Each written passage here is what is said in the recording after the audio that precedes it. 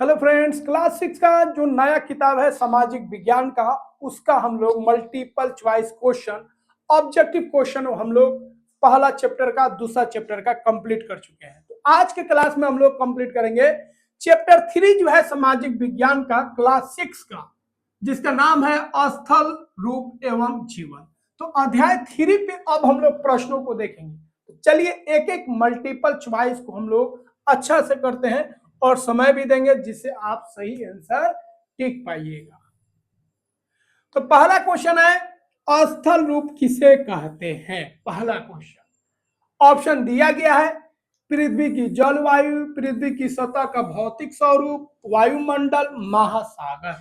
तो अस्थल रूप क्या होता है भैया? तो जो पृथ्वी है उसका जो भौतिक रूप हम लोग देख रहे हैं, चट्टान, पहाड़, मैदान, इसी को हम लोग क्या बोलेंगे? अस्थल रूप बोलेंगे। मतलब पृथ्वी का जो सतह है उसका जो भौतिक स्वरूप है, पानी वाला छोड़कर, तो पानी वाला छोड़कर जो सतह हम लोग देखते हैं, मिट्टी वाला, पहाड़ वाला, चट्टान वाला, उसको हम लोग क्या बोलेंगे? अस्थल रूप बोलते हैं। अगला क्वेश्चन है, अस्थल रूप सामान्यतः कितनी श्रेणियों में बांटे जाते हैं? तो अस्थल रूप जो है उसको हम लोग कितना भाग में बांटते हैं? तो अस्थल रूप का याद रखिएगा 3 भाग होता है। कितना भाग होता है? 3 भाग होता है। अगला क्वेश्चन है, अस्थल रूप के प्रमुख प्रकार कौन से हैं? अस्थल रूप कौन कौन प्रकार के होते हैं? ऑप्शन है पर्वत, मरुस्थल, द्वीप, पर्वत, पठार मैदान, सागर, पर्वत, घाटी, नदी। एकदम सिंपल है। तो जो भी हम लोग पानी को छोड़कर, पृथ्वी पर जो पानी है, महासागर है, उसको छोड़ दे, तो जो भी पृथ्वी पर हम लोग देखते हैं उसका 3 रूप होगा, या तो पर्वत होगा, या तो पठार होगा, या तो मैदान होगा। तो क्या हो जाएगा? बी ऑप्शन आपका हो जाएगा। अगला क्वेश्चन है, पर्वतों की पहचान किससे होती है? पर्वत कैसे होते हैं? ऑप्शन है चौड़ा शिखर होता है, इनका जो ऊंचाई है, ऊपर वाला जो भाग होता है चौड़ा होता है, सपाट होता है, खड़ी ढलान और संकरे शिखर होते हैं, गहरी घाटियां होती हैं। कौन सा ऑप्शन सही होगा? तो ऑप्शन सी क्या हो जाएगा? सही हो जाएगा। तो जो पर्वत होता है उसका ढलान जो होता है एकदम खड़ा होता है, याद रखिएगा, पर्वत का ढलान क्या होगा? खड़ा होगा, एकदम खड़ा होगा। और ये जो शिखर होता है, जो ऊपर वाला भाग होता है, वो बहुत ही संकरा होता है, बहुत ही पतला होता है। तो सी ऑप्शन हो जाएगा। बहुत अधिक ऊंचाई वाले पर्वत प्रायः किससे ढके होते हैं? ऑप्शन है वर्षा से, वनस्पति से, हिम से, मिट्टी से। बहुत अगर ऊंचा पर्वत है, ऊंचा पहाड़ है, तो उसपे आप देखिएगा ज्यादातर क्या होगा भैया? बर्फ होगा। हिम मतलब क्या, याद रखिएगा? बर्फ, बर्फ से वो ढका होगा। अगला क्वेश्चन है, हिमालय किस प्रकार के पर्वत है? हिमालय जो है कैसा पर्वत है? बहुत पुराना पर्वत है कि नवीन पर्वत है, मतलब युवा पर्वत है, या ज्वालामुखी पर्वत है, या अवशिष्ट पर्वत है? तो याद रखिएगा हिमालय का ऊंचाई जो है आज भी बढ़ रहा है। आज भी हिमालय नया है, हमेशा इसका ऊंचाई बढ़ते रहता है, इसलिए यह जो है आपका नवीन मतलब युवा पर्वत है। अगला है, अरावली पर्वत क्यों गोलाकार हो गए हैं? तो अरावली जो पर्वत है अब लगभग क्या हो गया? गोलाकार हो गया। पर्वत तो ऐसे होना चाहिए, लेकिन अब गोलाकार क्यों हो गया? इसका कारण क्या है? वर्षा के कारण, अपरदन के कारण, भूकंप के कारण, ज्वालामुखी के कारण। तो इसका आंसर क्या हो जाएगा? अपरदन के कारण। अपरदन का मतलब क्या होता है? घसना, घसना। मान लीजिए कोई चीज रहता है, लकड़ी किसी भी आकार का रहता है, लेकिन उसको बढ़ई मिस्त्री क्या करता है? घस घस के जो आकार देना चाहता है वो आकार दे देता है। तो पर्वत पहले जो अरावली पर्वत ऐसा ही था, बारिश होने की वजह से, लगातार आंधी ओंधी होने की वजह से यह जो एरिया है ऊपर वाला, ये घसते गया, पानी वानी पड़ा, घसते गया, घसते गया, झड़ते गया, और ये झड़ते झड़ते झड़ते झड़ते झड़ते झड़ते ये गायब हो गया। अब ऐसे दिखता है, ऐसे गोलाकार दिखता है। तो अपरदन मतलब याद रखिएगा, झड़ना, हटना। ठीक है? तो जब किसी सतह से कण हटते हैं, झड़ते हैं, तो उसी को अपरदन बोलते हैं। पर्वतों की ऊंचाई किस शब्द से व्यक्त की जाती है? ऑप्शन है अक्षांश, देशांतर, ठीक है, तुंगता, ढला। तो किसी भी चीज का अगर हम ऊंचाई लेते हैं, पर्वत का भी ऊंचाई लेंगे, तो उसमें हम लोग किस में मापेंगे? उसको हम लोग बोलते हैं तुंगता, जिसको इंग्लिश में बोलते हैं एल्टीट्यूड। मतलब उसका ऊंचाई को हम लोग कौन शब्द में बोलते हैं? तुंगता में। अगला है, पर्वतीय क्षेत्रों में पाए जाने वाले वन कहलाते हैं। जो पर्वतीय क्षेत्र होते हैं उसमें जो वन होते हैं वो क्या कहलाते हैं? ऑप्शन है उष्णकटिबंधीय वन, पर्णपाती वन, पर्वतीय वन, मैग्रोवन वन। तो उसको हम लोग क्या बोलेंगे? उसको हम लोग बोलेंगे पर्वतीय। जो पर्वत क्षेत्र में वन है उसको हम लोग क्या बोलेंगे? पर्वतीय क्षेत्र बोलेंगे। अगला है पर्वतीय वनों में सामान्यतः कौन से पेड़ पाए जाते हैं? तो जो पर्वतीय क्षेत्र होते हैं, वन होते हैं, उसमें किस तरह के पेड़ पौधे होते हैं? नीम पीपल होता है, पाइन देवदार होता है, नारियल खजूर का होता है, या सागौन साल होता है? तो याद रखिएगा, बहुत महत्वपूर्ण क्वेश्चन है। पर्वतीय क्षेत्रों में पाइन और देवदार जो पौधे होते हैं ये ज्यादा होते हैं। अगला क्वेश्चन है अधिक ऊंचाई पर पेड़ों के स्थान पर क्या उगता है? तो अधिक ऊंचाई होगा, जब पर्वत बहुत ऊंचा होगा तो ऊपर आपको पेड़ पौधे ज्यादा नहीं मिलेगा, आपको देखिएगा हरा भरा आपको दिखेगा, घास की तरह आपको दिखेगा। तो वहां पे फसल होता है, झाड़ियां होता है, घास मॉस और लाइकेन होता है, या घने वन होते हैं? तो इसका आंसर हो जाएगा सी ऑप्शन, ध्यान रखिएगा। तो ज्यादा ऊंचाई पर अगर आप जाइएगा पर्वत पर तो वहां पे आपको क्या दिखेगा? घास मिलेगा, हरा भरा घास मिलेगा, मॉस मिलेगा, ये भी आपका हरा टाइप का दिखेगा, और लाइकेन मिलेगा। ठीक है, क्या मिलेगा? लाइकेन। इसी से लिटमस बनता है, लाइकेन से। ये भी एकदम पतला पतला मखमल की तरह आपको दिखेगा। अगला है पर्वतीय जीवन और चुनौतियों पर आधारित प्रश्न। पर्वतीय क्षेत्रों में सामान्य कृषि कठिन क्यों होती है? पर्वतीय क्षेत्रों में देखिएगा तो जो हम लोग मैदानी क्षेत्रों में जिस तरह का खेती करते हैं उस तरह हम लोग पर्वतीय क्षेत्रों में खेती नहीं कर सकते, कठिन हो जाता है। उपजाऊ मिट्टी के कारण, खड़ी ढलानों के कारण, अधिक वर्षा के कारण, ठंडी जलवायु के कारण। तो पहाड़ी इलाका में जो है खेती करना मुश्किल हो जाता है, तो उसका ढलान ऐसे होता है। तो ऐसे ढलान होगा तो खेती कैसे कीजिएगा? सपाट तो है नहीं। तो खड़ी ढलानों के कारण पर्वतीय क्षेत्रों में समान कृषि करना क्या हो जाता है? कठिन हो जाता है। ढलानों पर सीढ़ी नुमा खेती को क्या कहते हैं? तो ढलान पर जो हम लोग खेती करते हैं कैसे करते हैं? सीढ़ी नुमा, ऐसे ऐसे बांट लिया जाता है ताकि खेती करना क्या हो जाए? आसान हो जाए। ऐसे सीढ़ी नुमा खेती इसको बोलते हैं। तो मिश्रित कृषि, वेदिका, स्थानांतरण कृषि या बागानी कृषि। ठीक है, तो ढलान पर जो पर्वत होते हैं उसके ढलान पर जो सीढ़ी नुमा खेती होता है इसी को हम लोग बोलते हैं वेदिका कृषि, या इसी को बोलेंगे सीढ़ीदार खेती। सीढ़ीदार, सीढ़ी बाई सीढ़ी हम लोग खेती करते हैं, इसी को वेदिका कृषि भी बोलते हैं। अगला है पर्वतीय क्षेत्रों में आय का प्रमुख साधन क्या है? पर्वतीय क्षेत्रों में अगर हम बात करेंगे तो वहां पे जो पैसा है उसका साधन क्या है? पैसा कहां से आता है? ठीक है, आय कहां से आता है? उद्योग, पर्यटन, मत्स्य पालन, व्यापार। तो वहां पे उद्योग हो नहीं पाएगा, मछली पालन हो नहीं पाएगा, व्यापार हो नहीं पाएगा, लेकिन लोग खूब आते हैं, पहाड़ी इलाकों में लोग खूब घूमने आते हैं, जिसके कारण वहां पे भी रोजगार लोगों को मिल जाता है। ठीक है, तो वहां पे किसके कारण आय आता है, किसके कारण रोजगार आता है? पर्यटन के कारण, ध्यान रखिएगा। अगला है निम्न में से कौन सी पर्वतीय आपदा है? पर्वत क्षेत्र में कौन सा आपदा आता है आपको बताना है। चक्रवात आता है, सुनामी आता है, हिमस्खलन होता है, या सूखा होता है? तो चक्रवात तो आएगा नहीं, सुनामी भी नहीं आएगा, सूखा भी नहीं आएगा, लेकिन हिमस्खलन, हिमस्खलन मतलब आप देखिएगा ना, जब पहाड़ी इलाकों में हम लोग जाते हैं तो पहाड़ क्या होता है? खसक जाता है, लुढ़क जाता है। तो पहाड़ पे जितना भी चट्टान मिट्टी उटी रहता है एकाएक खसक जाता है, उसी को हम लोग बोलते हैं हिमस्खलन। याद रखिएगा, हिमस्खलन।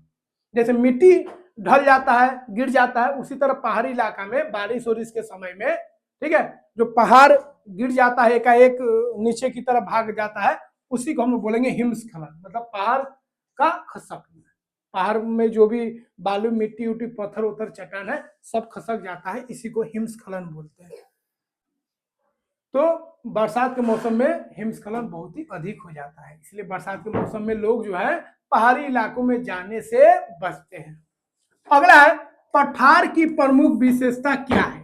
बहुत ऊंचा शिखर होता है, चपटी सतह होता है, गहरी घाटियां होता है, ठीक है, या रेतीली भूमि होता है? बताना है। तो पठार की प्रमुख विशेषता क्या? पठार जो होता है चपटा होता है। पठार क्या होता है? चपटा, सपाट होगा। ठीक है, तो सतह जो होगा कैसा होगा? चपटी होगा। अगला है विश्व का सबसे बड़ा और ऊंचा पठार कौन सा है? विश्व का, तो पूरे विश्व का सबसे बड़ा और सबसे ऊंचा पठार कौन सा है? दक्कन का पठार, छोटा नागपुर पठार, तिब्बत का पठार, अफ्रीकी पठार। तो कौन हो जाएगा? तिब्बत का पठार। याद रखिएगा ये तिब्बत में है और चाइना में है। ठीक है, विश्व का सबसे बड़ा और ऊंचा पठार कौन हो जाएगा? तिब्बत का पठार। तिब्बत के पठार को क्या कहा जाता है? ऑप्शन है विश्व का बगीचा, विश्व की छत, विश्व का मैदान, विश्व का द्वीप। तो तिब्बत का जो पठार है इतना बड़ा है जो लगता है जब हम छत पर गए हैं ना, तिब्बत के पठार पर जब चढ़िएगा तो लगेगा कि आप छत पर आए हैं, इसीलिए इसको हम लोग बोलते हैं विश्व का छत, सबसे बड़ा छत है। ठीक है, इसी को बोला जाता है विश्व का छत। कौन ऑप्शन सही हो जाएगा आपका? विश्व का छत। विश्व का छत क्यों बोला जाता है? क्योंकि इतना सपाट है और इतना बड़ा है जो ऐसे लगता है बहुत बड़ा ये छत है, इसीलिए इसको विश्व का छत भी बोला जाता है। अगला है पठारों को खनिजों का भंडार क्यों कहा जाता है? पठारों को खनिजों का भंडार क्यों कहा जाता है? ऑप्शन है वहां वर्षा अधिक होती है, वहां कृषि होती है, वहां खनिजों का अधिक जमा होता है, वहां नदियां बहती है।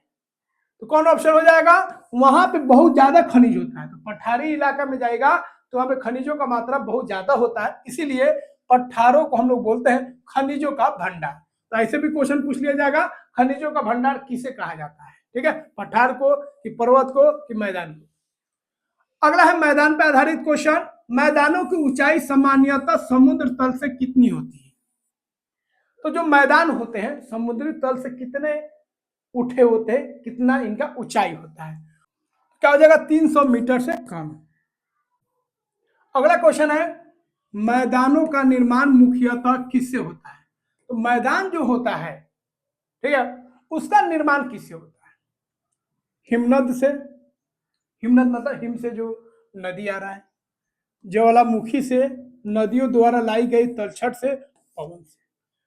तो जो नदी आता है वो केवल पानी नहीं लाता है, अपने साथ बहुत ज्यादा चट्टान का छोटा छोटा कण लाता है, बालू लाता है, रेत लाता है, और सभी एक जगह जब मुहाना उसका जहां होता है, जहां नदी समुद्र में मिलता है, वहां पे वो क्या होता है, आसपास जमा होने लगता है, और नदी के आसपास जो है ये सब जमा होने लगता है, और यहीं पे आपका क्या हो जाता है, इसी भाग को हम लोग मैदानी क्षेत्र बोलते हैं। तो जो मैदान बन रहा है, जो जमीन हम लोग जिस जमीन पर है मैदानी क्षेत्र में, वो कैसे बना है? नदियों के द्वारा। तो देखिएगा जहां पे नदी नहीं है वहां पे मैदान नहीं होगा ना। तो सबसे अधिक जो क्षेत्र है मैदानी वाला वो किसके कारण बना है? नदी के कारण बना है। तो नदी जो तलछट लाता है, बालू, रेत, चट्टान, पठार का छोटा छोटा कण जो लाता है, उसी से क्या बनता है? मैदान वाला क्षेत्र बनता है। मैदान कृषि के लिए उपयुक्त क्यों होते हैं? अधिक वर्षा के कारण, उपजाऊ मिट्टी के कारण, ठंडे मौसम के कारण, ऊंचाई के कारण। तो मैदानी क्षेत्र में लोग ज्यादा रहते हैं क्योंकि वहां पे फसल ज्यादा उगता है, क्योंकि मिट्टी जो होता है ज्यादा उपजाऊ होते हैं। तो जो नदी मिट्टी लाती है जिससे मैदान बनता है, वो मिट्टी बहुत ही ज्यादा उपजाऊ होती है, इसलिए वहां पे फसल ज्यादा होते हैं और लोग आसानी से अपना जिंदगी गुजार लेते हैं। एक तो बराबर है, खेती करना आसान है, पानी का सुविधा है, सारा चीज हम लोगों को अच्छा से मिल जाता है। प्रारंभिक सभ्यता कहाँ विकसित हुई? तो कोई भी लोग कहाँ रहना चाहेगा? जहां पे नदी है, और जहां पे नदी है वहां पे आपको क्या मिलेगा? मैदानी क्षेत्र मिलेगा। तो पर्वतों में, पठारों में, नदियों के मैदानों में, मरुस्थलों में। तो नदी से जो मैदान बना है वहां पे, क्योंकि पानी भी चाहिए और समतल भूमि भी चाहिए ताकि आसानी से लोग रह सके। तो क्या हो जाएगा? सी ऑप्शन हो जाएगा। अगला क्वेश्चन है मैदानी जीवन से संबंधित विश्व की अधिकांश जनसंख्या कहाँ रहती है? तो विश्व का अधिकांश जो संख्या है वो कहाँ रहता है भाई? पर्वतीय क्षेत्रों में, पठारों पर, मैदानों में, मरुस्थल में। तो अधिकतर लोग कहाँ रहते हैं या कहाँ रहना पसंद करेंगे? मैदान में। मैदानों में उनका जीवन क्या हो जाता है? आसान हो जाता है। अगला क्वेश्चन है मैदानों में मुख्य आर्थिक गतिविधि क्या है? मैदानी क्षेत्र में लोग का जो मुख्य काम है वो क्या होता है? खनन है, पर्यटन है, कृषि है, पशुपालन है। तो ज्यादा क्या होता है? कृषि। तो उन क्षेत्रों में कृषि ज्यादा होता है मैदानी क्षेत्रों में। अगला है भारत की लगभग कितनी जनसंख्या गंगा के मैदान में रहती है? तो गंगा के मैदान में कितने जनसंख्या रहती है? 10 करोड़, 20 करोड़, 30 करोड़, 40 करोड़। तो गंगा के मैदानी वाला जो क्षेत्र है उसमें लगभग 40 करोड़ लोग बसते हैं ना। हम लोग का जो पॉपुलेशन है देश का कितना हो गया है? 1 अरब 40 करोड़, जिसमें से 40 करोड़ लोग जो है मैदानी क्षेत्रों में रहते हैं।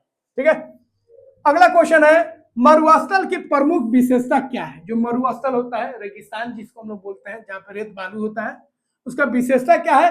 अधिक वर्षा होती है, घना वन है, बहुत कम वर्षा, उपजाऊ मिट्टी। तो वहां पे क्या होता है भाई? बहुत कम वर्षा होता है। जहाँ पानी नहीं रहेगा वो आपका क्या बन जाएगा? रेगिस्तान बन जाएगा। भारत का प्रमुख मरुस्थल कौन सा है? सहारा है, गोबी है, थार है कि अटाकामा है? तो क्या है? थार। ठीक है, तो हम लोग का जो मरुस्थल है देश का फेमस कौन है? थार। ये गर्म रेगिस्तान है, याद रखिएगा। ठीक है, जैसे लद्दाख हो गया वो आपका ठंडा हो जाएगा रेगिस्तान, ठंडा मरुस्थल। सभी मरुस्थल कैसे होते थे? याद रखिएगा, अधिकतर मरुस्थल जो होते हैं, ठीक है, मरुस्थल जब भी आएगा तो ठंडा भी होता है, गर्म भी होता है। ठीक है, सिर्फ गर्म याद मत रखिएगा, केवल गर्म नहीं, केवल ठंडा नहीं, गर्म या ठंडा दोनों होते हैं। जैसे लद्दाख आपका ठंडा मरुस्थल हो गया और थार जो है आपका वो आपका गर्म मरुस्थल हो गया। अगला है, प्राचीन तमिल साहित्य में 5 टीने किससे संबंधित है? ठीक है, तो प्राचीन तमिल जो साहित्य है उसमें 5 टीने जो लिखा है वो किससे जुड़ा हुआ है? नदियों से जुड़ा है, पर्वत से जुड़ा है, या विभिन्न दृश्य भूमियों से जुड़ा हुआ है, या मौसम से? याद रखिएगा, विभिन्न दृश्य भूमि, अलग अलग जो दृश्य भूमि है, भूमि का अलग अलग जो दृश्य दिखाया गया है उससे जुड़ी है।